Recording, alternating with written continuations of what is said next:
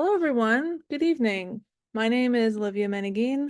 I'm a member of the board at the Writers' Room of Boston. I'm super stoked to have this event for our February edition of the Readings from the Room series. Thank you so much for joining us. For anyone new, the Writers' Room of Boston is a co-working space in downtown Boston for any and all writers, established and emerging, who want or need a quiet space to write 24 hours a day. We've been serving writers of the greater Boston area since 1993. During and since the pandemic, the room has started to offer online resources, including this reading series, as well as an online writing group with prompts and discussions. Last year, we inaugurated a series of interviews with guests knowledgeable about topics such as getting your work to a publisher, agents, and guidance for online publishing. So please contact us if you're curious or have any questions about the room and its programs. I'll be providing our website, email, Facebook, and Instagram handles all when I'm finished talking, since I cannot multitask. We always welcome new folks into the community, and we have different levels of membership, including a virtual membership for those who can't easily make it to the room. I especially want to point out that we have our fellowship application open starting March 1st. So if you're interested in our fellowship program, I will provide that link as well. We'd really love to have you with us. In 2021, we launched this reading series as a way to reach out to the writing community during the pandemic and share writing representing a range of genres. This series is made possible by grants from the Mass Cultural Council, Boston Cultural Council, and we also rely on friends. So if you enjoy this event, please consider making a contribution using the donate button on our website. Also, we will be recording this reading, and a replay will be available on our website, along with those from past events. So tonight we have two readers, Anna Burke and Emdash. I'm super excited for us to listen to these writers. We have a fiction writer and a poet.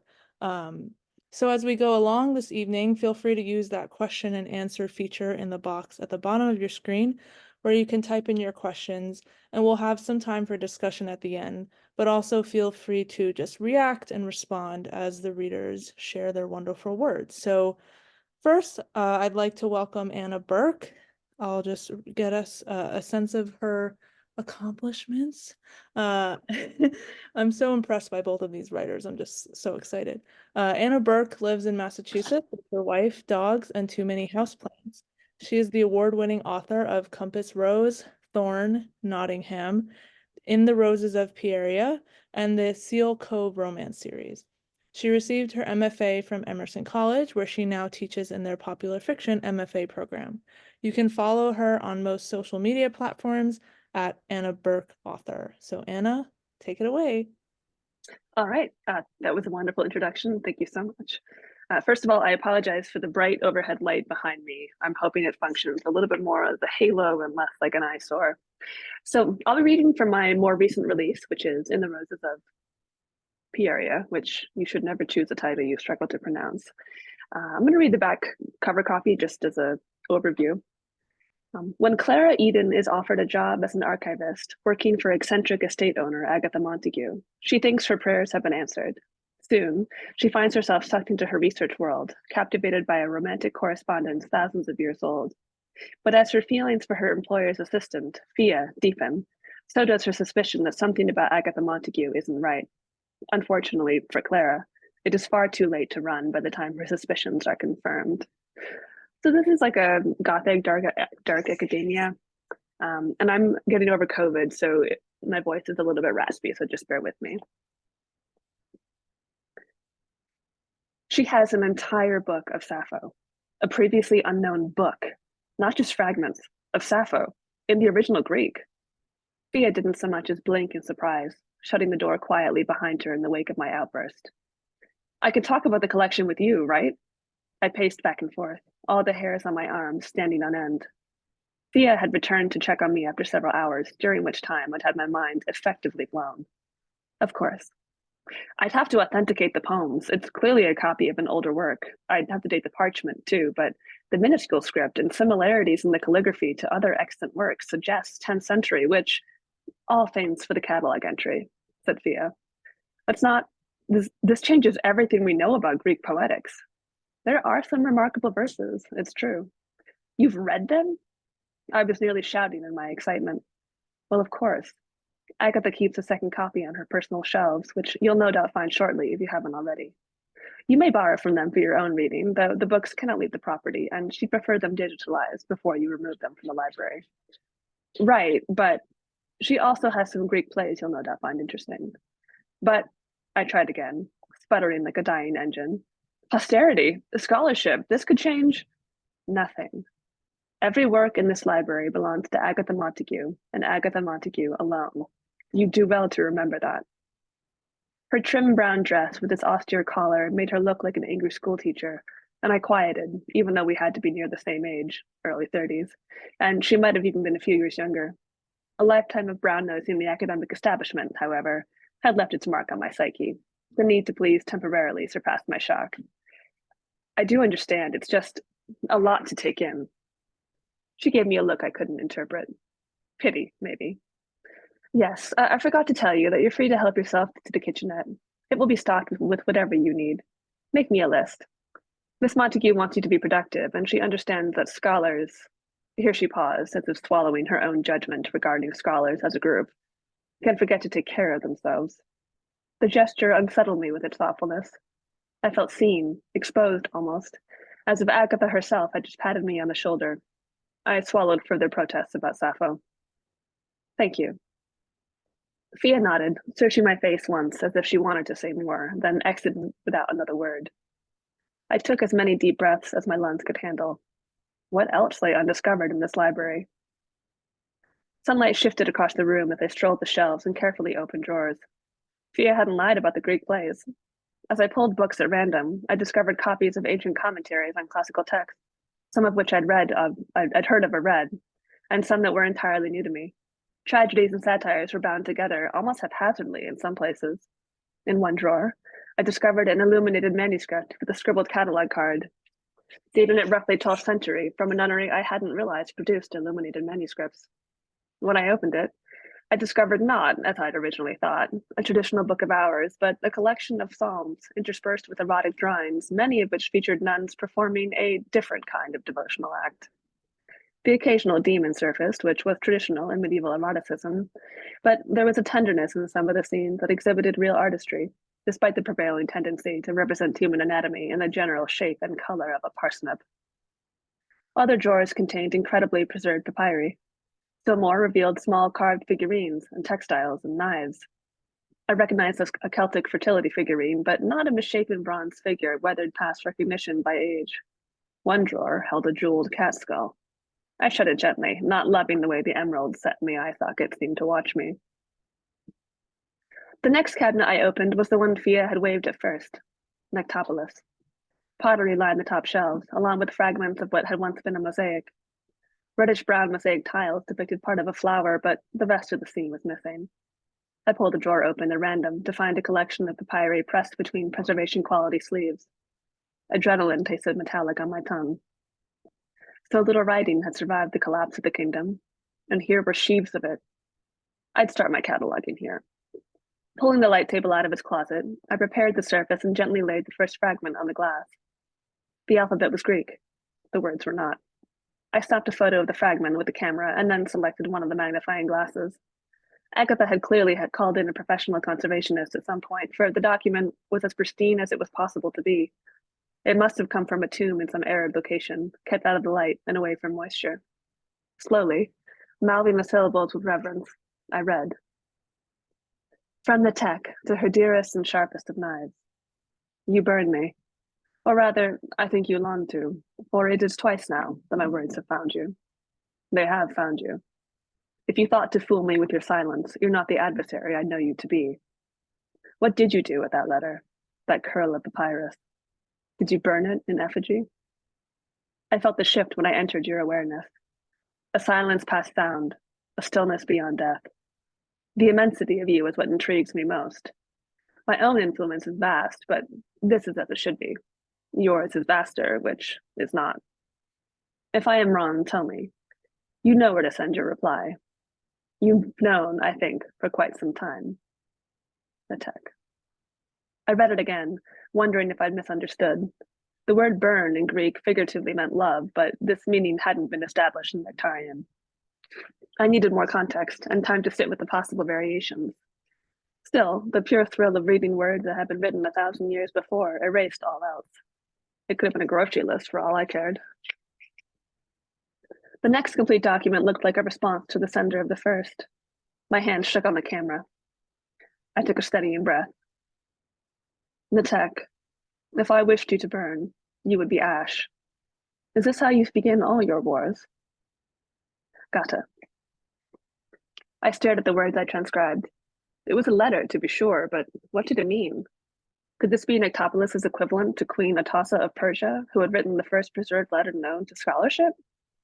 To hold this missive in my hand. Giddy, I began working on the following page, which seemed to be another direct reply. The handwriting differed. This one sloped, where the other stalked upright across the page. Checking the camera, I confirmed it resembled the handwriting of the first. I jotted notes and possible interpretations, slowly compiling a text that made sense. From the tech to Gata. You surprise me. You always do. I did not think you would respond without further coaxing, let alone give me your name. I am beginning to think you do not fear me at all. This is no declaration of war. We've been working at cross purposes since I first came to this land. It took me time to see an undisturbed hillside where I'd planned the death of cavalry or famine when I needed plenty. I see your work, but I do not see you at work. I do not know how you are possible. Will you tell me? Yours, the tech. The soft clearing of the throat interrupted my perusal of the translation. I looked up to see Fia standing on the far side of the table, chin tilted high. Her cheekbones reflected the evening light. And Miss Montague thanks you. The dismissal was clear. I gathered my things, returned the archival materials to their homes, and realized I was starving. Yes, home to the apartment I still had 4 months of a lease on before I could vacate, a quick meal, and then I could process the turn my life had taken. Thank you.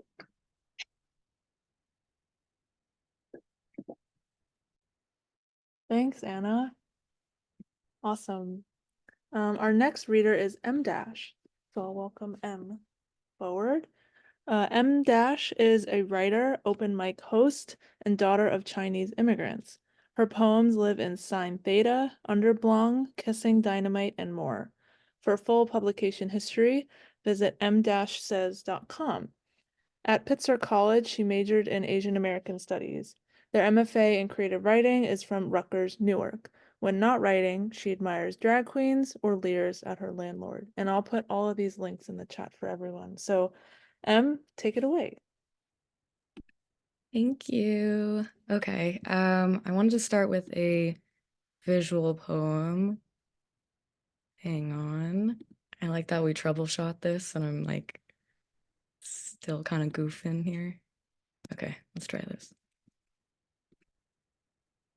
Okay. I hope people can see this. Cool. It's called Statistically Speaking.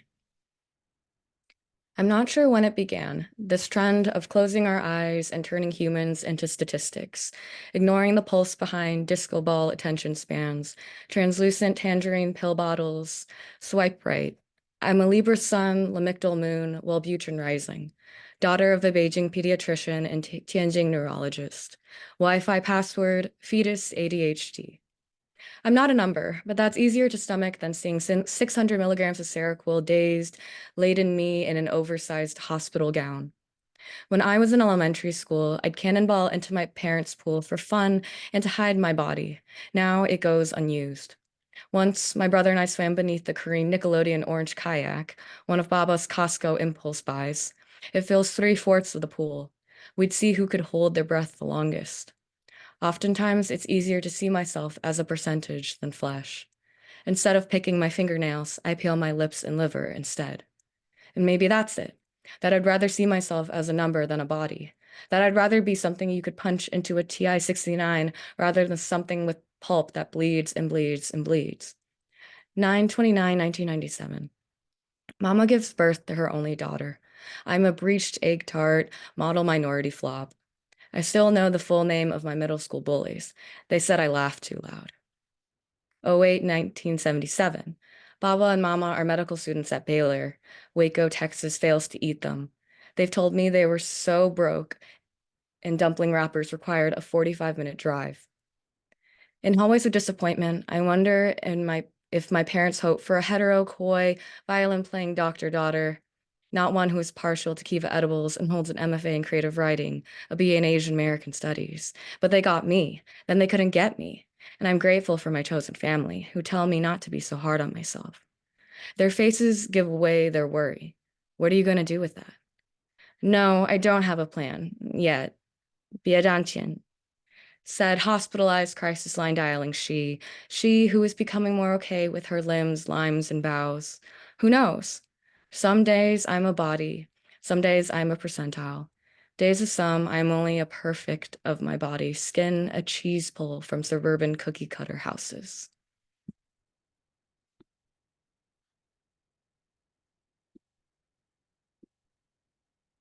Okay, so I'll be reading a few more. And this next one is about koalas. It's called San Diego Needs Koalas. And I grew up in San Diego. I think I've always wondered for a long time why there are so many eucalyptus trees. They're not indigenous to San Diego. So this poem is about that. San Diego needs koalas because of all the damn eucalyptus trees. Maybe they could get a discount on college tuition. Infamously, ukes topple over easily. Woodworking, candle making, and culinary koalas could be given prioritized visas to appease this. Around the gold rush, ukes were brought to SoCal by Australians, and in Australia they were used for ships and railroad ties. The poisonous pale emerald leaves composed every koala's diet. 19th century humans advertised ukes as a source of timber, and an alleged cure for malaria and potash, an archaic fuel. Before people knew better, folks planted millions across California. Sadly, ukes didn't fulfill the hype. The wood split and curled, unable to bear the new air of its new home. Ukes sprawled across SoCal, despite how cumbersome they proved to be. As a child, I'd peel the blue-brown bark into long ribbons, watch classmates play Foursquare, ones who asked if my teeny eyes actually work. I didn't know ukes were considered an invasive species, or what that label was, unaware that ukes goad growing wildfires, a trademark of California non-existent in my childhood. Nor did I know how ukes turned SoCal soil infertile. Crops of peaches, grapes, and citrus no longer grew where they once did. Farmers ululated. Like me, ukes were never intended to be here, nor meant any harm. They also can't be deported to Australia, because now this variant would be invasive there too. Like my immigrant parents, ukes were initially wanted, but now they are the problem just for surviving, for desiring a better life. You could go yanking them out of the earth willy-nilly, but I find koala uke tourist attractions more fun and humane and adorable. Fiscally better too. Sometimes I still yearn for America's finger guns, conditional love, and whack healthcare. I dwell inside polygraphs who prefer me timid, this cute racial wedge, shushable, consumable like spam simmering into a sum of some worth. Brown tidepool eyes, sting, longing to belong, be the song you always want to dance to, envy how I stay eating toxic leathery leaves.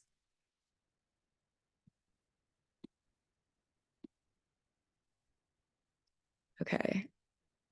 So we're going to move from San Diego eucalyptus trees to a food court in San Francisco.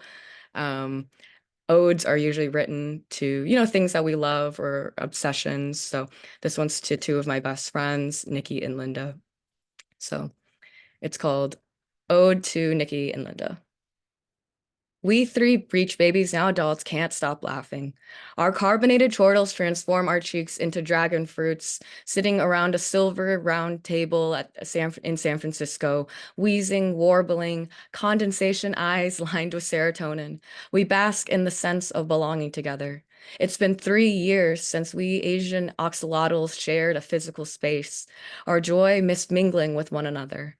My matcha ice cream teeters from the effervescence. Ajar, Nikki snort laughs, a tender guttural noise. Her leather jacket bunches as she hunches forward, unable to contain her cackles. Linda's overalls are pointed at me. Shaken, stirred, she wipes away tears with her ring finger. Our throats a seltzer-fueled brass section. We await our boba orders. A gurgling fountain flanks our left side, children's gallops and giggles on the other. We all grin, gasp, squealing like dolphins about something one of us said. Mouths failed to close, and civil conversation loose. All our antibodies make a trio of high octane vibrato. Our 5'3" and under skeletons a clatter. Momentarily, I wonder if we'll be the first case of death by vowels. Here's to our laughter, something they can never take away. May belly clutches become solar energy. May hugs buoy us into every tomorrow. May we always guffaw like macaws. May this friendship always be punctuated by gelatinous whoops and hollers. Humor me patient. Jewels of aubergine, persimmon, blueberry smooth. My friends, soldier on. Tamagotchi rule breakers from another planet. Linda, Nikki, how do you compose a pomelo-scented breeze? Oh, loves, oh, honey, how do you smooth my barbed quotation marks into brooks? Thank you. And I don't know if I have time for one more. Do I have time for one more, Olivia? Cool. Do it. Do it. Okay. It's short, it's one page. I'll end with a love poem. It's called Overhead Power Lines at Sunset. Behind my childhood home, garlands of wire hammock across an Aperol figgy sky. Mama deems these high-voltage black licorice cables ugly, non-con, and in the way. But when you first see them, your argan eyes light up and say, I really like that they make the sky look like sheet music. All my life, I've never considered this beautiful take on the balsamic wires I thought an unsightly problem. So I pocket your lovely words like a warm red jasper stone, because pessimistic people like me with stubbornness like this need people with your vantage to love, to help us shrug off the day, loosen us up in a way, arch our backs into the shape of palm tree leaves at dusk, like those silhouetted now, murmuring a sway. Thank you. Thanks. I remember looking at that poem with you, I think, a while ago. It's great to see it continue to take shape. Let's have you both back, actually, and we'll chat a bit. We have some questions from the audience, so we'll start there. We have an anonymous attendee asked a question for M, so I'll just read it. So this is their voice. As a neurodivergent Asian American myself, I was wondering, how do you feel about the progress, if any, regarding the representation of Asian American mental illness in media, whether writing, TV, film, music, etc.? How do I feel about it? Um, hmm. I don't know. I mean, honestly, I don't know how much there is. Maybe I feel like I try to keep a pulse on this stuff, but I feel like I definitely like catch it more in literature. I don't know. I don't know about I mean, I feel like Everything Everywhere All at Once was very like neurodivergent coded in many ways. But yeah, I think it's exciting from what I have seen, but maybe my like more succinct answer is like I want to see more, and I feel like um I'm seeing like more within like literature, but I don't know if I see as much in like the media of it all, and like I guess sometimes I get disheartened when like when films for like the API community, like what's touted is like Crazy Rich Asians. And I'm like, I don't know. I don't know if that's what we need. Or like Bling Empire, which is like, don't watch it. But anyways, so yeah, I think sometimes I feel like there's more representation. Like I would want to replace that kind of representation with just like more honest voices about like what people are just going through and stuff like that. Thanks, Em. I have a question for Anna. Um, I noticed your character is like a documentarian of some sort or some sort of scholar or conservationist of working with different texts. So that made me think of a question that I often ask my nonfiction writers, which is, tell us about the research you did for the novel, and maybe what was like the coolest detail that you found, or that something, the unexpected thing that you learned from your research. I fucking love research. I'm on JSTOR. I make the most of my academic privileges. I honestly sometimes I think I'm a writer because I'm just the world's biggest nerd. So I really enjoyed researching honestly anything. I feel like you can learn, you can research. Yes. Anyways, apologies. Uh, so yeah, I mean, I do pretty deep dives into, whether it's academic articles or I'll read other books in that same niche genre just to kind of get a feel for what the general conversation is. But I'm always reading something, and it's usually, research of some sort. So it's ADHD, right? I mean, it's a way to kind of contain all these things in my brain under one, auspice of, maybe this is research. As far as the coolest fact, I mean, that's like choosing my children. Everything is so fascinating. And also, I've had like one too many brain injuries, so I don't know what it was. It's gone. Um, but probably just learning about everyday people. I love explorations about, agency, especially queer agency throughout history, the ways in which, we've always found spaces.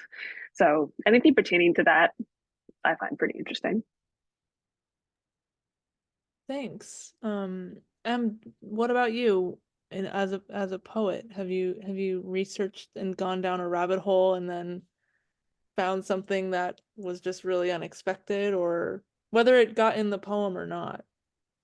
Yeah, I feel like, I mean, honestly, even when I was telling you guys about those Jewish tunnels, I'm like, I need to figure out a way. I've put too many hours into reading about this now. I has to become art. But um yeah, I mean, I feel like there's a lot of poems that kind of come from research, sometimes intentionally, sometimes not. Like the koala poem, like that was like a fuck ton of research that just became like, oh, well, I've read so much about these trees now. I guess it's something that I need to look into. And I think I've always had like an interest in specifically like the arena of like invasive species. I just think it's just something that really like it's like when you like scratch, it's like when you have find a scratch and it feels really good, just like kind of like that feeling.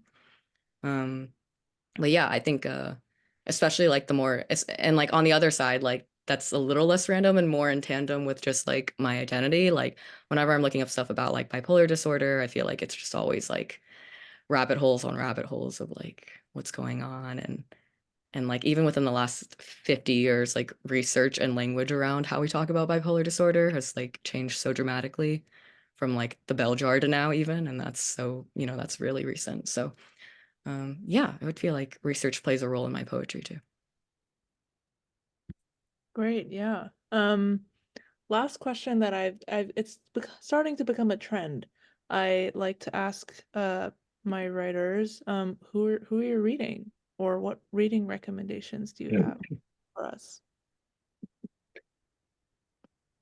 The single worst question you could possibly ask. Look at all No, the books behind you. I know. No, my TBR is very long and very eclectic. I'm currently listening to some nonfiction books about a variety of ancient civilizations, and I'm reading Nicola Griffith's Meanwood, which is the sequel to her novel Hild. The language is gorgeous. I've just been in it for a while. I honestly mostly I read student work, if we're being real. And I have some great recommendations for future novels. So stay tuned. What am I reading? Um, Probably I'm the fiction. I feel like I always have like one of each just going around. I have a bad habit of rotating books. I really should hunker down more. Kaveh Akbar's fiction book Martyr. I'm like a third of the way in, and it's marvelous. Like I'm really, really enjoying it. I finished a nonfiction called Rent a Person Who Does Nothing. That was really, really fascinating. It's like marketed as a memoir, but I would say it's more just like a guy talking about his very niche business model. Anyways, and I think it's a great meditation on like social anxiety and loneliness. And Mm. it's a book in translation by a Japanese author named Shoji Morimoto. And then poetry, man, I don't know. I feel like there's always poems around here. Like I got Diane Coy Nguyen's Galley. I'm Oh, unfortunately wow. being on the title, but it's in my backpack and I work at a bookstore, so like there's always stuff Oh, floating around. Yeah. what a great place to be. Yeah. Oh, I Um, did see a question, by the way. yes, the She's talking about the I contrapuntal. believe the first poem, yeah. Do you want to tell us a little bit about the inspiration for the first poem's form? Um, yeah, so well, first in grad school, I learned that it's called a contrapuntal. I didn't know that. So Evelyn, if you're interested in ever trying it, that's like formal name for it. But I wrote that before I knew it, and well, one, I'll say that I think I used to just be more adventurous before I got into my MFA, which is not anything on the MFA. I just think it's something that like I'm just grappling with, and I think is common if you talk to people who've gone through grad school. But anyways, and then like in terms of the form, I just think like when you're someone who's like neurodivergent or you identify with a diagnosis, like you'll just look at a lot of charts, and it's weird because like the chart is like, okay, well, my diagnosis, right? For me, it's like, okay, the word bipolar is there, but like, do I really feel reflected in this chart? And like, do I actually feel like I'm a human being considered in this, you know? Mm. So I feel like I really wanted to subvert the idea of what a chart could be. And like I think I was really hungry for like, okay, what's a chart that I would actually identify with and like that would actually like show Mhm. who I was beyond like a number. And I Mhm. think also grappling with the idea of like inhabiting a human like the human bodies we do is very odd. And I think when I've just had a lot of stays in like hospitals, so I think it can be strange when you start to feel like something that's inputted rather than like, no, I'm a human with like dimension. Yeah. So that Yeah, was my inspiration for the chart. thank you. Thanks for helping me catch that as well. Well, we're out of time, but I've really enjoyed being in conversation with both of you and hearing your works new and just excited for you to see more future projects that both of you write and share with the world. Thanks to all our participants, for our audience members rather. And we hope you all tune in next month, on Tuesday, March 26th. We'll have our next reading featuring Michael Glenn and Spencer Story Johnson. And if you have any questions at all about the writer's room, check out our website. I put all those links in the chat before. So thank you all. Have a great night, and hopefully we'll see you next month. Thank Thanks, you. Livia. Thanks, Anna.